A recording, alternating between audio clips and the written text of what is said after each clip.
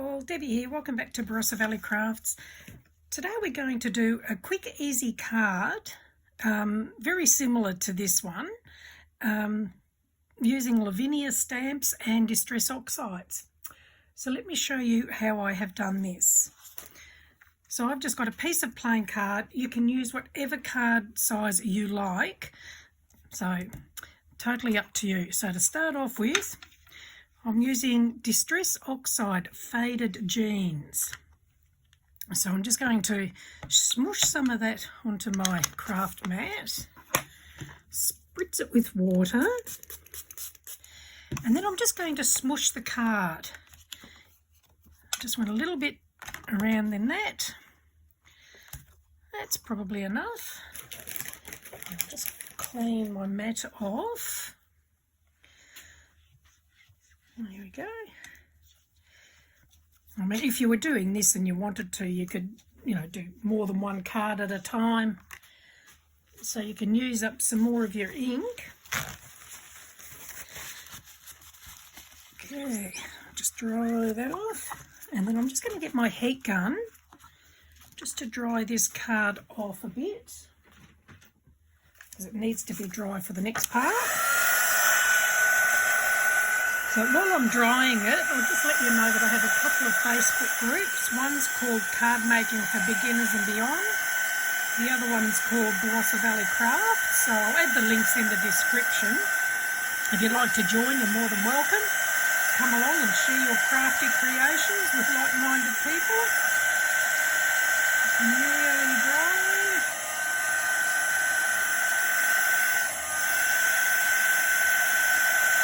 I'm using 300 GSM smooth white card. That's best for when you're using liquids. Okay. Alright, so we'll just dry that off.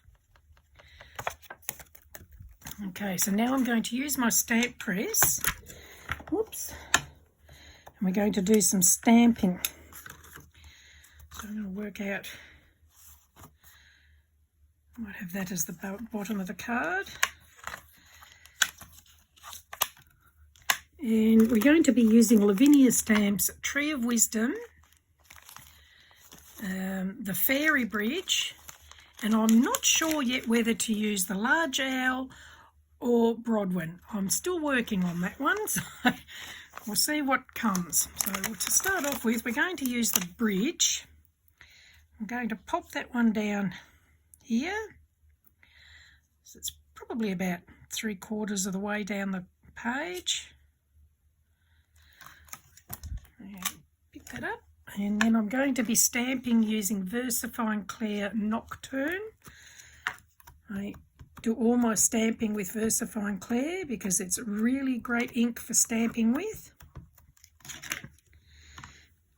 Just put that onto there. Make sure you allow time for the ink to soak into the card. There we go. I'll just clean that stamp off while it's still wet. So I just use the baby wipes, wet ones, to clean my stamps. Okay, so that's that done. And then the Tree of Wisdom. So we're not going to use the whole thing, we're just going to use bits of the branch. So let's see, actually I might,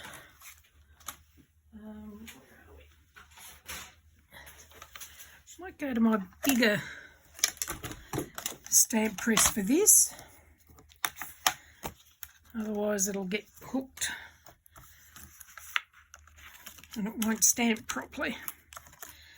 So I'm just going to put part of it on there. So we'll do about there. So just ink up that part because that's all I want on it.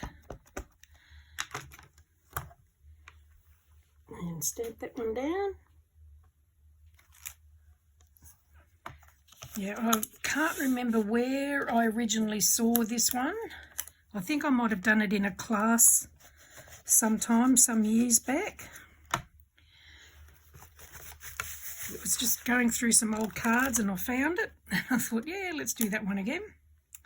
So now I'm going to use the other side of the stamp. So I'm going to have to move that across a bit. Should put some branches on that side. Make sure.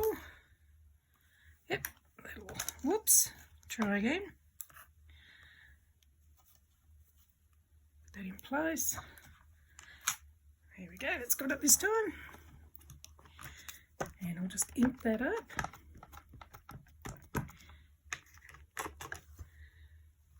And stamp it.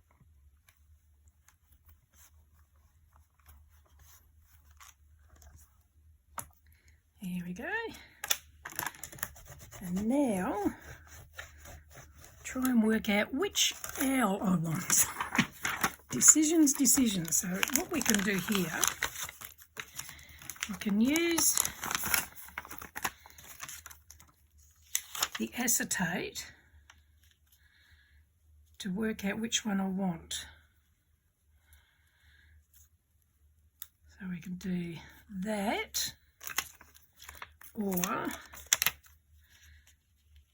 actually I think I prefer this one. Yep. So we'll use this one. Just put the other one away. So we'll just stick him in there. And pick him up. Again, inking with, oh, whoops. It just fell off. Let me see if I can line it up again.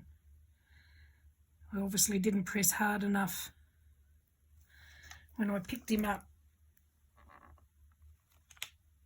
Here we go, it's all right, so I'll just ink him up again. That's the beauty of the stamp press. You can stamp it back on the exact same spot. There we go. That's got him. Now, I'll take the card out of here. And then I'll just put my mat aside. So now, using Blueprint Sketch Oxide, going to go around the card with that. So when you're doing that, always start off the card and come onto the card, otherwise you'll end up with big blobs, which is very hard to move once you've got it on there. I'll just do that all the way around.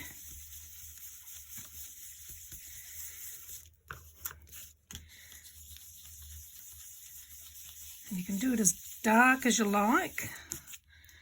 Want it reasonably dark-ish because I want it to be darker than the centre part.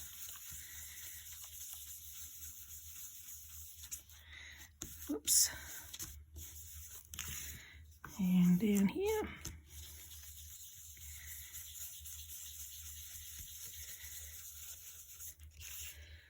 It's not too bad.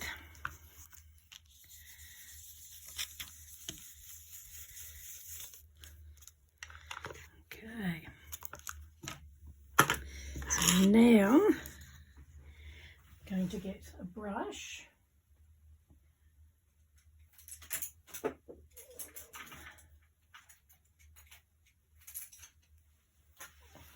So I want one with a fairly fine tip on it. And bring my mat back in. So what I'm going to do now is put some, this is a new paint, so I'll just open it up.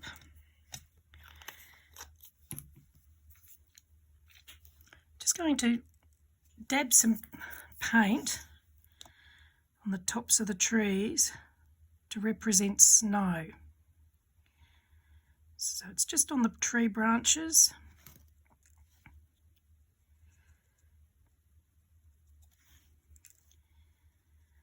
just wherever you want to have a bit of snow sitting.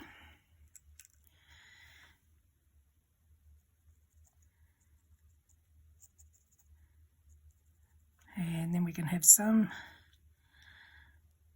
sitting on the rocks in the water.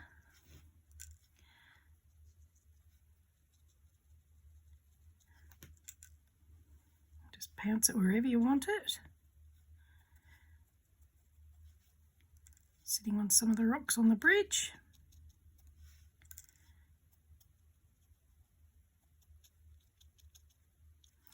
I guess where we live we don't get a lot of snow, but if any, so I'm sure you just put it wherever you think it would sit. It's not going to be all uniform where it sits. It's just very random a lot of the time.